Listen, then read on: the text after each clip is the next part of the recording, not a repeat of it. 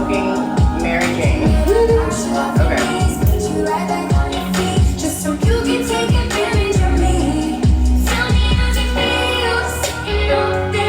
Okay.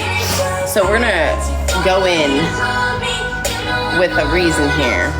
Oh, that's what I was. It is that. Okay, I wanted to make sure. Thank you for following me on there. I don't know what that is. Okay, so because it's been a while, you know, let's see. It sucks because my favorite like workouts were always bodybuilding.com, and now they make you pay for them. Like I used to use bodybuilding.com all the time back in the day. JK, what up? But back in the day, I use it all the time because they're like good, easy, quick, and they can like get you back into the mode, right? Like it's just getting back into the mode. But now, what up, Tequila? Now it's like,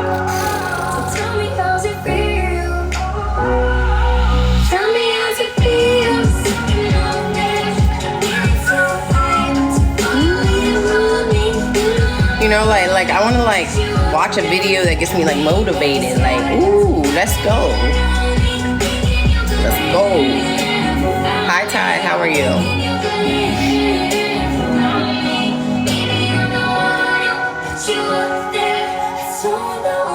Who is this? Iron Series. It's like women's leg workouts suck. I don't know why. Squat, barbell hip thrust, Bulgarian split squat. Okay, it's not bad.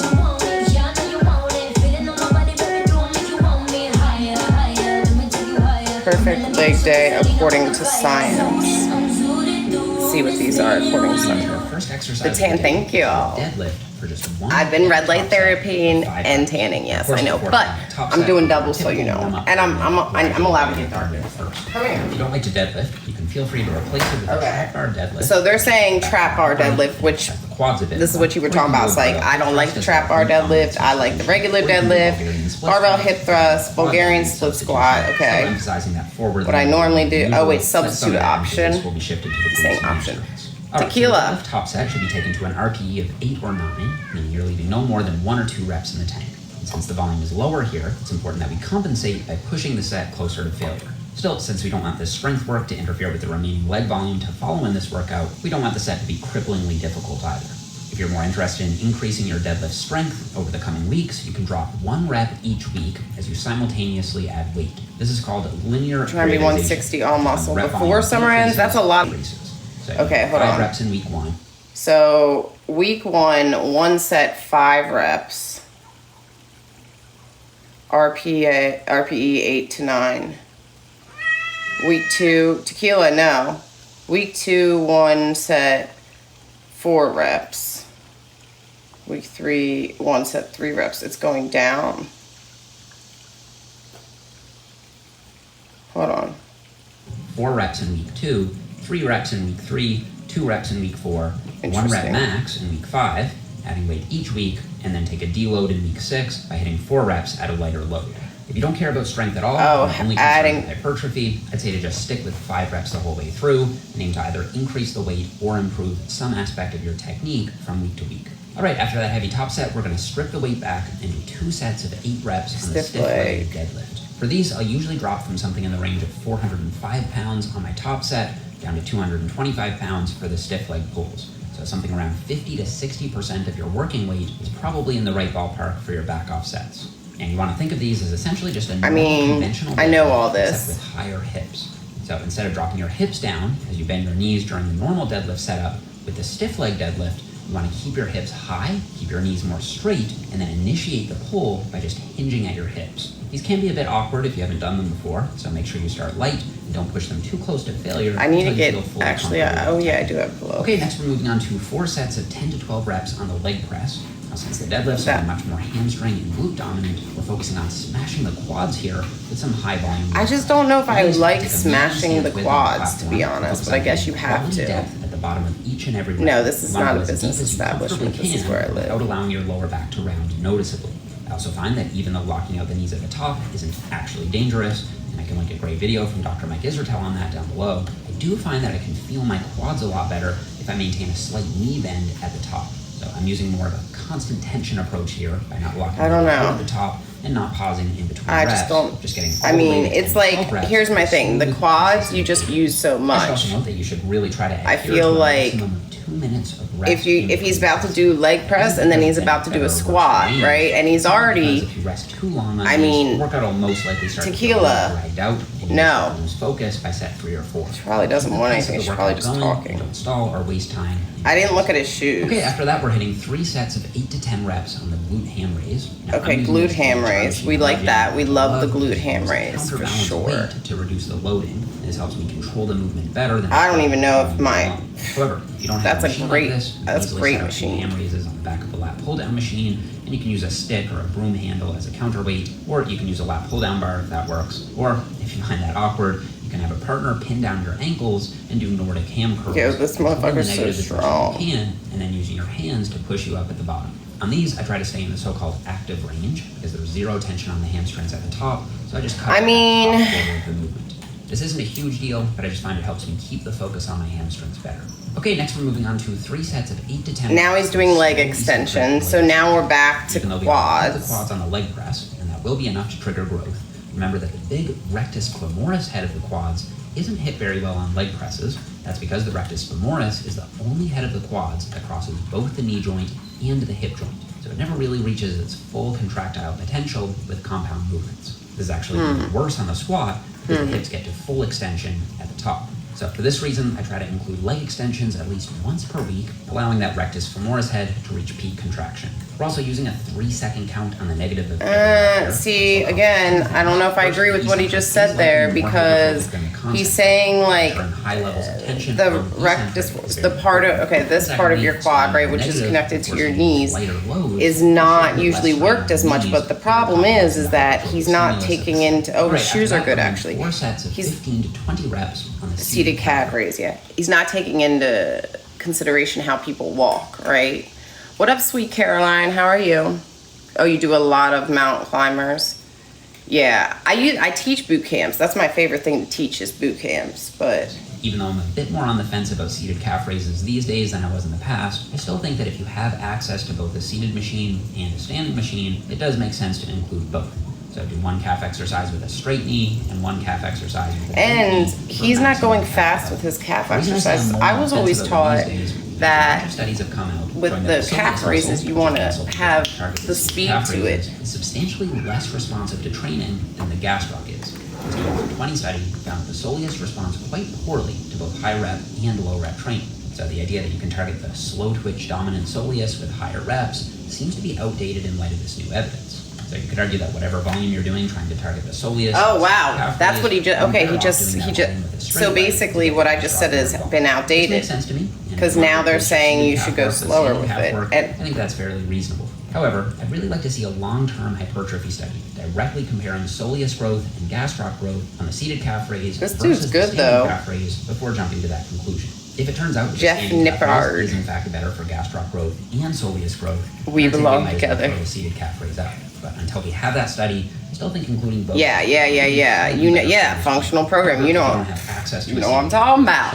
You know what I'm talking about. You with it. You with it. And even though high reps or low reps doesn't seem to matter for the calves all that much, I'm still doing higher reps on these. But yeah, that's exactly what I'm trying to work for is bringing more functional like fitness into my lifts. I do it for my clients.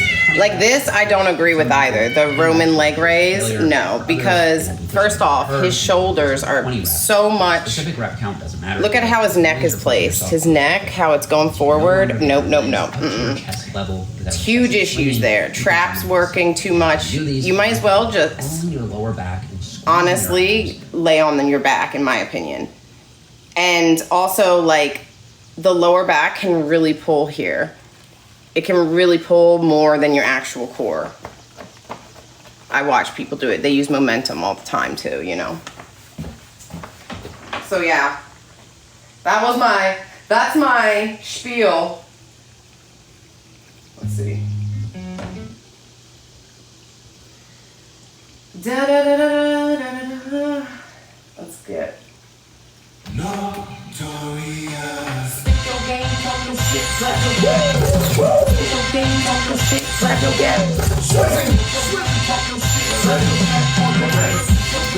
Oh yeah, most people like they come in, they got this badass form.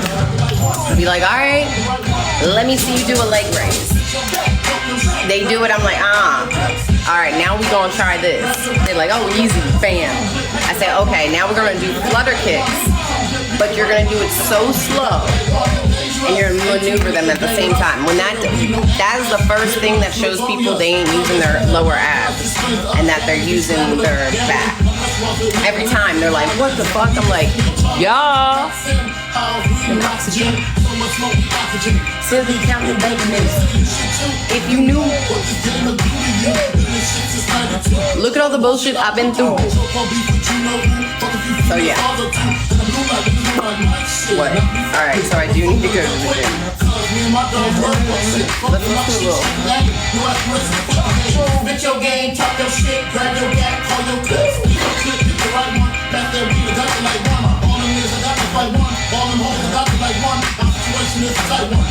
Okay, again, after I said all this, yes, I know. I know, but we're gonna put some C4 up in that huge. I bought it.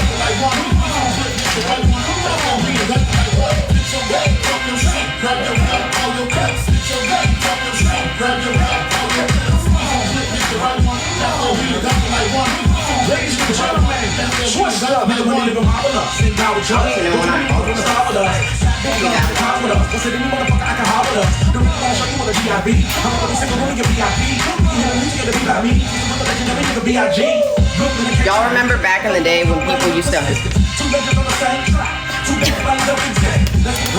they used to just take that to the head. I know people who still do that. I'm like, no. Hell no. However you want it. But yeah, I remember too when my bodybuilding friends died because of this shit. When this was real bad, when it was real bad.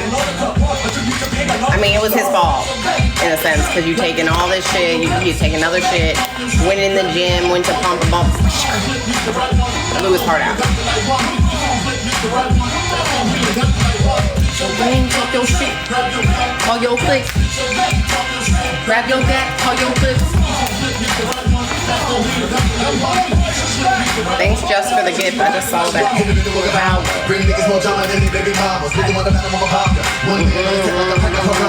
I gotta find my headphones. I usually wear a hat so that I don't make eye contact. You know what I'm saying? People be liking to make eye contact. I don't like to make eye contact. I go in the gym. When I'm in the gym, I'm in the gym. I don't want to look at your ass. I don't want you to say hi to me. I want to be on my thought process. I want to get in and I want to get out. Okay? What up, babe goat? And I'm not working out on the girl side, okay? No, I don't care. I lift, bitch. I like to show off. I be like, yeah, I see you over there with your 25 shoulder press and watch me with my 10s. No, just kidding. I can't get up probably 25s right now. I could definitely probably get up. I can get up 20s. I think last time I tried to do 25s, I fell. It was too much. 25s was too much, but look, oh, got my making. This is definitely.